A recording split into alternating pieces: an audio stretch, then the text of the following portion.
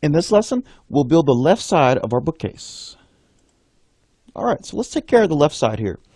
So we've got the bottom piece taken care of.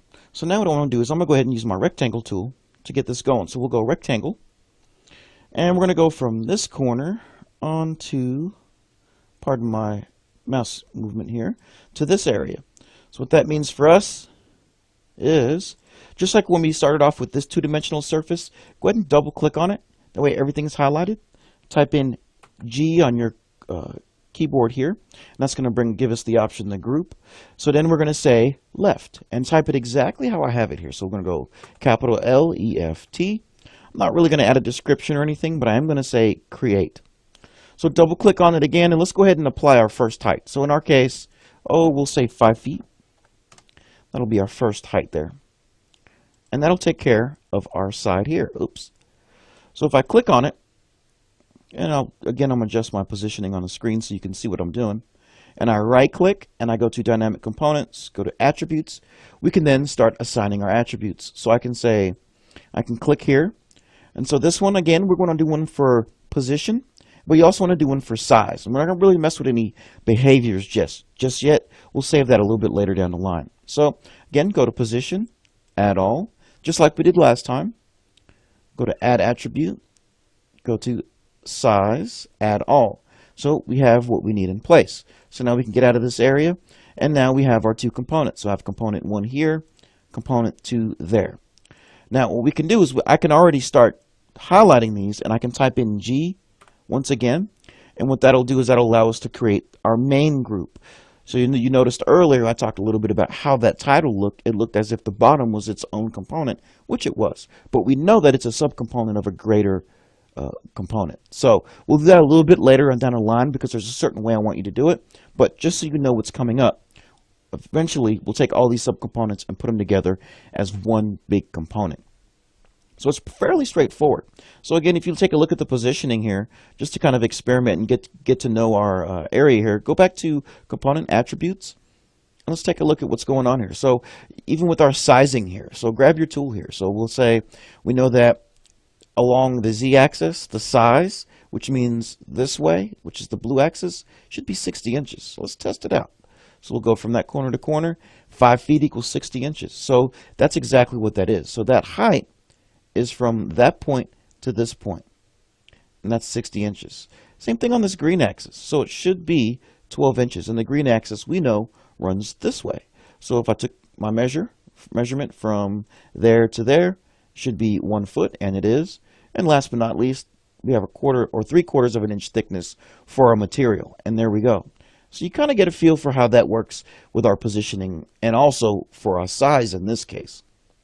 So I'll leave that as that. I think right now, just currently, we're pretty good on that left side.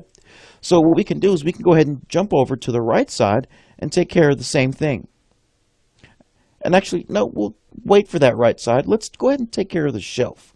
So the shelf will actually apply some positioning, some size, but I'm also going to show you how to apply a couple behaviors as well. So for our shelf, I know that I want my shelf to be about 18 inches off the ground here. So I'm going to measure really quickly. And we'll go right here from the bottom. And I'm going to say 18. So that'll be where the top of my shelf should be. So I'm going to grab my rectangle tool. And I'm not going to double click on any one of these because I don't want to build within each component. This is going to be a separate component. So make sure none of these are selected when you're drawing. So we'll kind of go in here.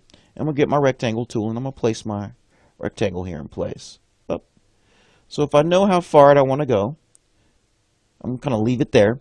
I know that my deepest dimension or the largest dimension is going to be the depth. So we know we want 1 foot. But I also want my thickness to be the 3/4 of an inch. So for this particular measurement, do 1 foot, comma 0.75, and it should give you that for us here.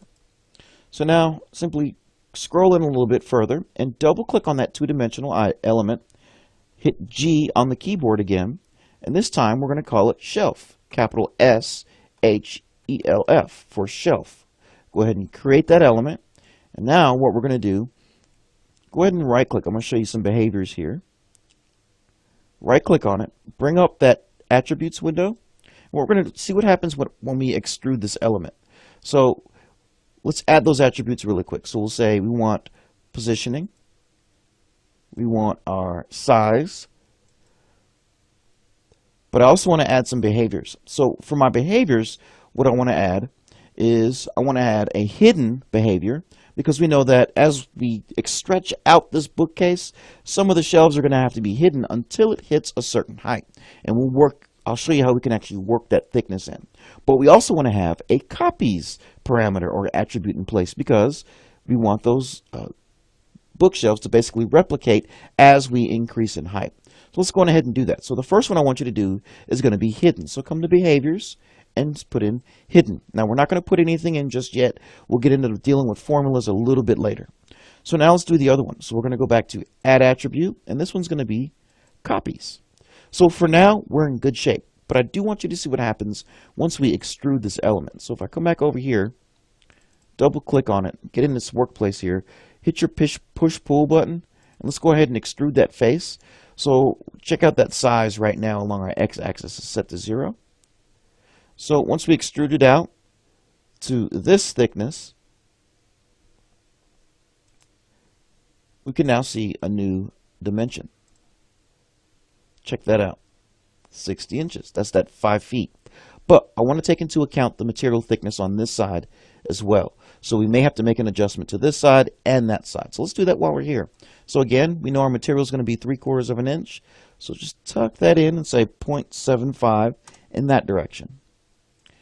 And I'm going to do the same thing here. So double click on it. Grab this face. Pull it back 3/4 of an inch in that direction. So what that tells me is, just so you understand what we just did, grab your measurement tool here.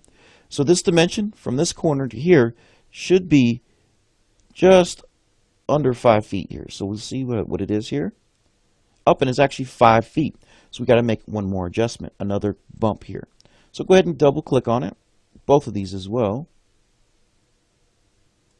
And just pull that face back another, 3/4 of an inch. So grab that face, 0.75 in that direction. And do the same thing for this component. Pull, 0.75 in that direction. And it's really important that we get this in place. A little bit later on down the line, we're going to apply some formulas that are going to help us control this and make sure everything's set in exactly where it needs to be. So now, grab your measurement tool. This measurement should be 3/4 of an inch shy of 5 feet. So let's close this window. And we're going to go from this corner to this corner. So it should be 4 feet 11 1/4 exactly. So the other side is actually going to have a thickness, which is right there. So we can go ahead and place that. So in the next lesson, we'll go ahead and take care of that. I think we're at a good stopping point. We'll jump into building in that left side of that shelf, and then we'll also create the top portion as well. So I'll meet you in the next lesson where we'll do the left side, or pardon me, the right side, and also the top of our shelving unit.